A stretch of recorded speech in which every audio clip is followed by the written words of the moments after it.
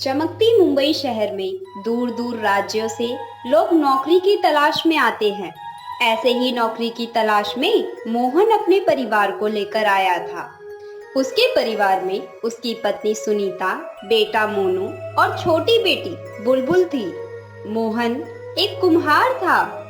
वो मिट्टी के सुंदर सुंदर बर्तन बनाता था और दिवाली पर मिट्टी के सुंदर सुंदर दिए भी बनाता था और बाजार में उन्हें बेच देता था।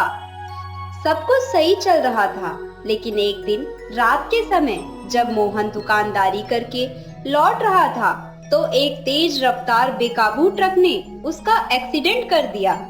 मौके पर ही मोहन की मृत्यु हो गई। हे भगवान, ये क्या हो गया? अब हम क्या करेंगे? हमारा गुजारा कैसे चलेगा? हालांकि मोनू की उम्र अभी छोटी थी, फिर भी उसने स्थिति को समझा। वह अपनी माँ को दिलासा देते हुए बोला, माँ, आप चिंता मत करो।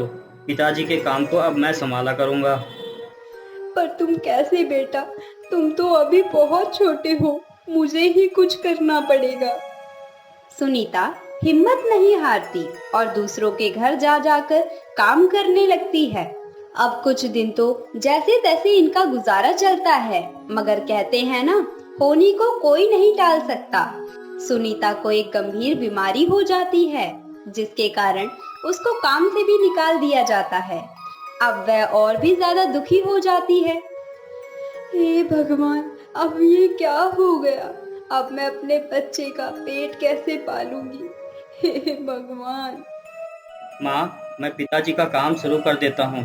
दिवाली आने वाली है, नए नए दिए बनाऊंगा और हमारा काम भी खूब चलेगा। पर बेटा, तुझे दिए बनाना तो नहीं आता ना? माँ, मैं जब पिताजी दिए बनाते थे तो मैं बहुत ध्यान से देखता था। अगर मैं कोशिश करूँगा तो मैं ज़रूर बना लूँगा। मोनू ने खूब मेहनत करके नए नए दिए बनाए और वह एक ही बार में काफी अच्छे और सुंदर दिए बना दिए थे। वह उन दियों को लेकर बाजार में बेचने जाता है, पर उस दिन उसके एक भी दिए नहीं बिकते।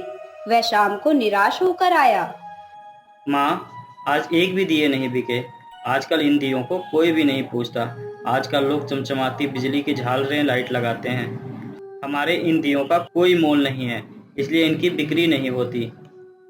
मोनू के घर से कुछ ही दूरी पर हौसला अपार्टमेंट था, जहाँ पर रोशनी नाम की एक जागरूक और होशियार लड़की रहती थी। वो अक्सर कॉलेज से आते जाते समय मोनू को दिए बेचते देखा करती थी। आज भी जब वह कॉलेज से घर लौट रही थी तो उसने देखा मोनू के आज भी दिए नहीं बिके और वह उदास बैठा है। उसने मोनू से पूछा, क्या हुआ छोटी? आज आप बहुत उदास लग रहे हो। मोनू ने भारी आवाज में कहा, मेरे आज भी दिए नहीं बिके। सब लोग बिजली से बनी चीजें ही लेते हैं। सब लोगों के मन में एक बात और भी है। सब अपना अपना स्टैंडर्ड दिखाते हैं, इसलिए बड़ी मॉलों में जाते हैं और मेरी दुकान पर कोई नहीं आता। यह कहकर मोनू की आंख भर आई और वह भारी मन से अपनी रेड़ी को घर की ओर बढ़ा दिया। यह सब देख रोशनी भी उसके पीछे पीछे गई। जब मोनू घर पहुंचा तो रोशनी ने खिड़की से क्या देखा? उनके घर में दो चार खाली बर्तन के अलावा कुछ नजर नहीं आया। बस उसकी बीमार माँ बिस्तर पर लेटी हुई थी। खाली बर्तन देख ऐसा लग रहा था कि कई दिनों से इन लोगों ने पेट भरकर खाना भी नहीं खाया है।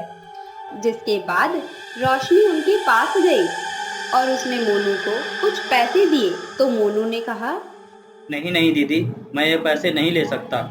मुझे इस तरह पैसा लेना अच्छा नहीं लगता। मेरा जमीर नहीं मानता। इससे अच्छा आप मेरे यह सामान बिकवा देते।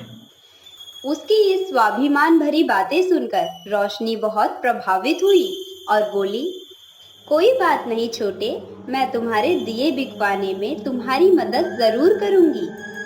उसके बाद रोशनी ने एक बोर्ड पर स्वदेशी अपनाओ देश बचाओ लिखकर बोर्ड लेकर अपार्टमेंट के बीच खड़ी हो गई और लोगों ने भी उसके इस काम की सराहना की। रोशनी ने जगह जगह पोस्टर भी लगवाए ताकि लोगों को यह बता सके कि बिजली के झालर लेने से सिर्फ विदेशियों का फायदा होगा। अगर देश को आगे बढ़ाना है तो देश में बनी चीजों का इस्तेमाल करना चाहिए। अगले दिन मोनू के लिए ढेर सारी सौगातें थी। रोशनी के इस काम से चारों तरफ से लोग मिट्टी से बने दिए लेने के लिए उमड़ पड़े। उसके सारे दिए बिक गए। अब वह बहुत खुश था। मोनू ने रोशनी को धन्यवाद देते हुए बोला, रोशनी दीदी, आपका बहुत बहुत शुक्रिया। यह तो कमाल ही हो गया। मेरे सारे दिए बिक गए। मुझे तो यकीन ही नहीं हो रहा है। अब मेरी दिवाली भी सही से मनेगी। इसके साथ हमने यह भी सीख लिया, हमें अपने देश के रोजगार को बढ़ाना है, स्वदेशी अपनाना है।